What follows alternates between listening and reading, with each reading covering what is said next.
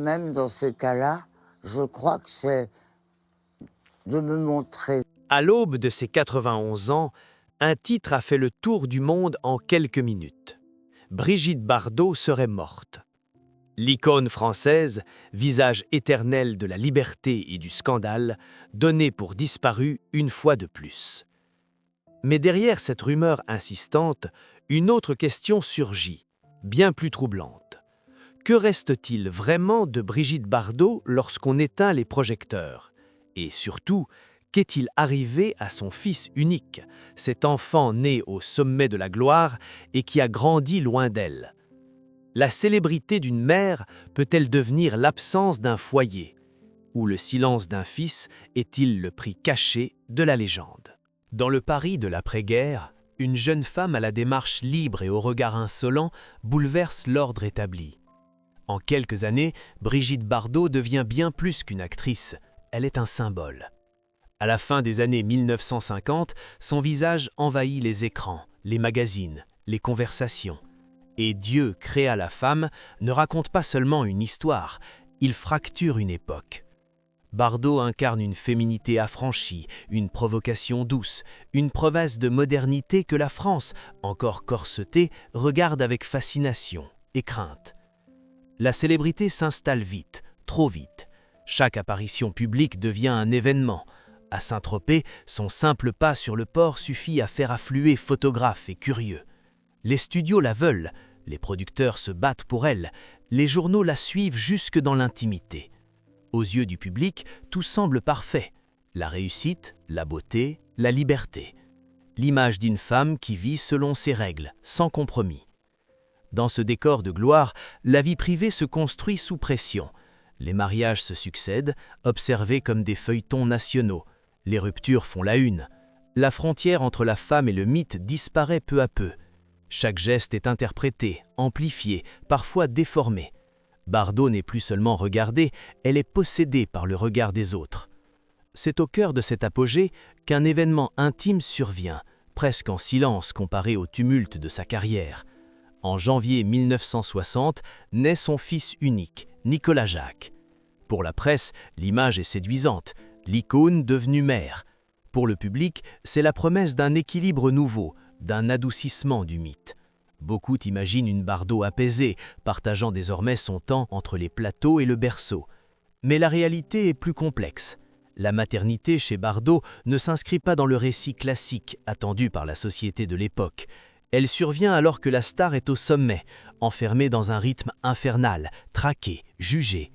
L'enfant naît dans un monde où sa mère n'appartient déjà plus tout à fait à elle-même. Autour du berceau, il n'y a pas seulement une famille, mais une foule invisible. Photographes, chroniqueurs, opinion publique. Extérieurement pourtant, la façade demeure éclatante.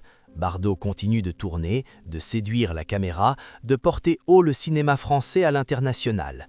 Elle est applaudie à l'étranger, enviée en Europe, imitée partout. La France se reconnaît en elle autant qu'elle la critique. Cette contradiction nourrit sa légende. Dans cette période de lumière absolue, peu de voix s'attardent sur ce que signifie grandir dans l'ombre d'un tel mythe. Le fils d'une icône devient presque un détail secondaire, effacé par l'ampleur de la mère. Le public voit la star, rarement la famille. Et déjà, sans bruit, se dessine un décalage entre la femme adulée par des millions et l'enfant qui devra, un jour, trouver sa place face à cette image écrasante. L'âge d'or de Brigitte Bardot est ainsi double, radieux pour le monde, fragile peut-être pour ceux qui vivent à ses côtés. Derrière la lumière, une tension s'installe, invisible encore, mais prête à fissurer ce tableau idéal. Le basculement ne se produit pas en une nuit. Il s'installe lentement, à mesure que la célébrité cesse d'être une conquête pour devenir une prison.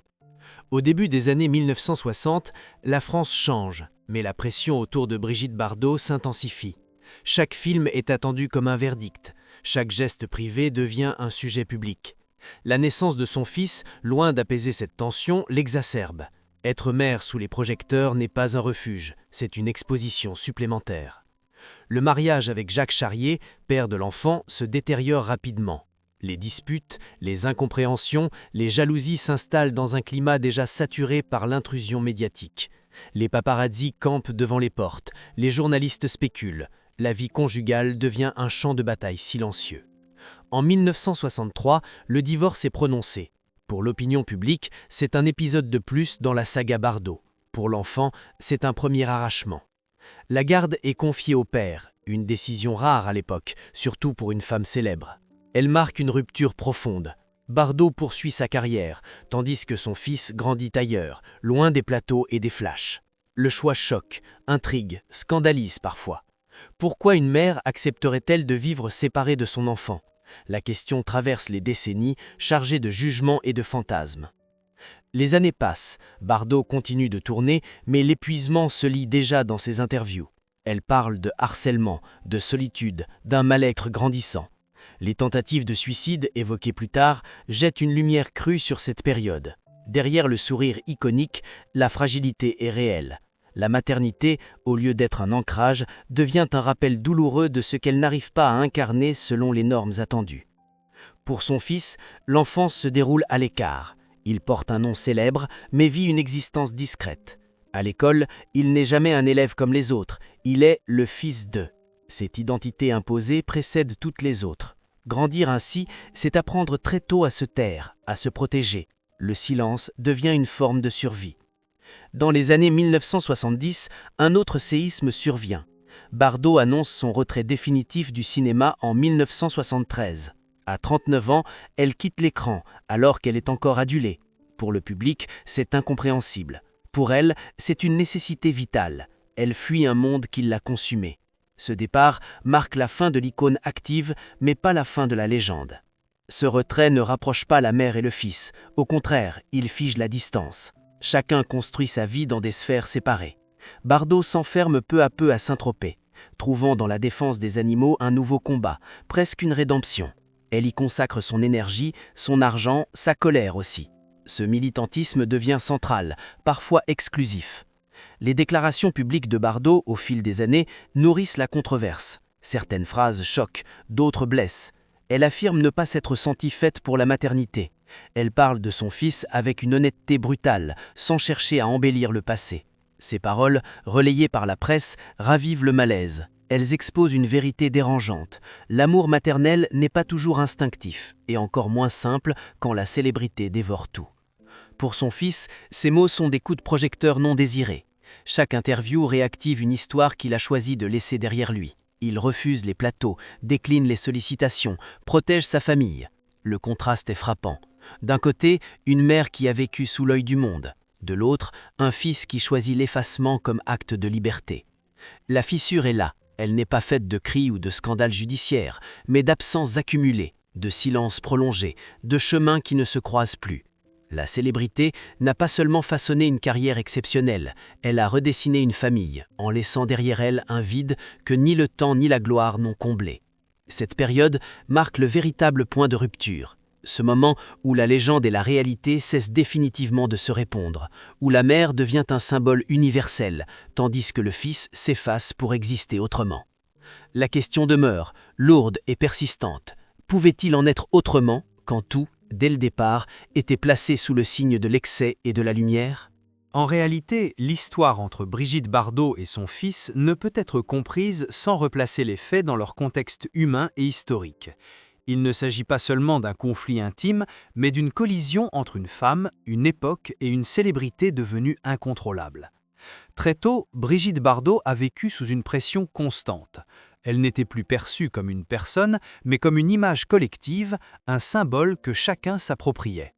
Dans la France des années 1960, une femme pouvait être admirée pour sa liberté, mais rarement comprise lorsqu'elle refusait les rôles traditionnels. La maternité, surtout, restait sacrée.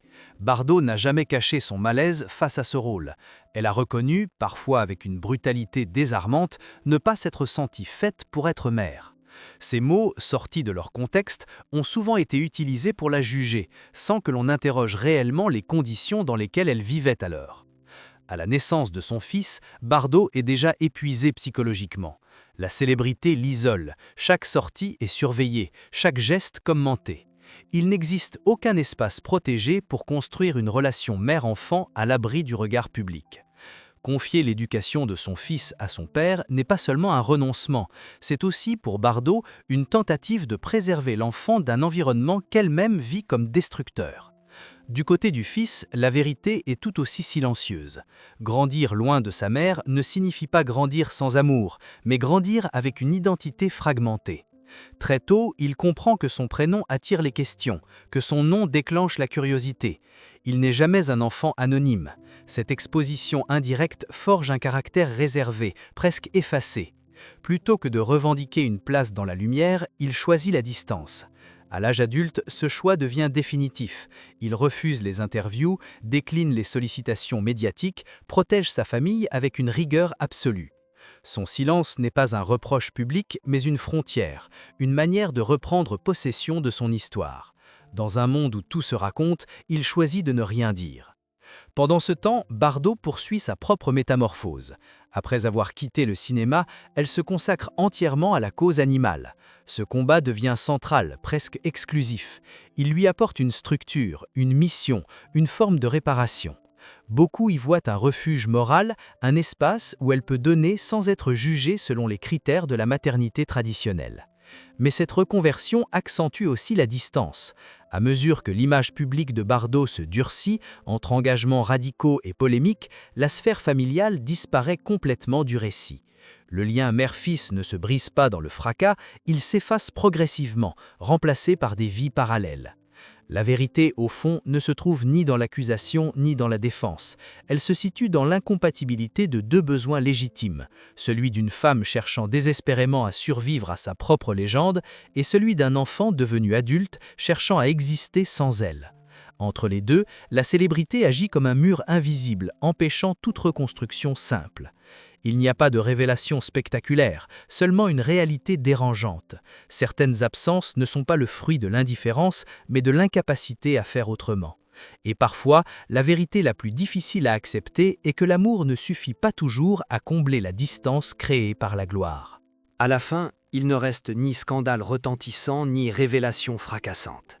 Il reste une question, simple et lourde, qui traverse toute l'histoire de Brigitte Bardot et de son fils. Porter le nom d'une légende est-il un héritage ou une condamnation silencieuse? Pendant des décennies, le monde a regardé Bardot comme on regarde un mythe figé, une femme libre, une icône indomptable, une figure plus grande que la vie. Mais les mythes ont un coût. Ils écrasent souvent ceux qui naissent dans leur ombre. Le fils de Bardot n'a jamais cherché à corriger l'histoire officielle. Il n'a pas tenté de réécrire le passé, ni de réclamer une place sous les projecteurs. Son choix est ailleurs, vivre sans explication, sans justification, sans récit public. Ce silence dérange, parce qu'il va à l'encontre de notre époque. Une époque qui exige des confessions, des comptes à rendre, des vérités mises en scène.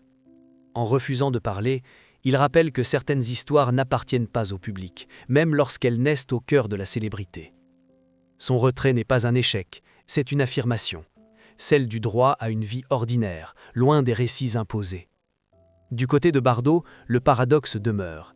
Elle qui a incarné la rupture avec les conventions a, sans le vouloir, été rattrapée par l'une des attentes les plus anciennes, celle de la maternité idéale.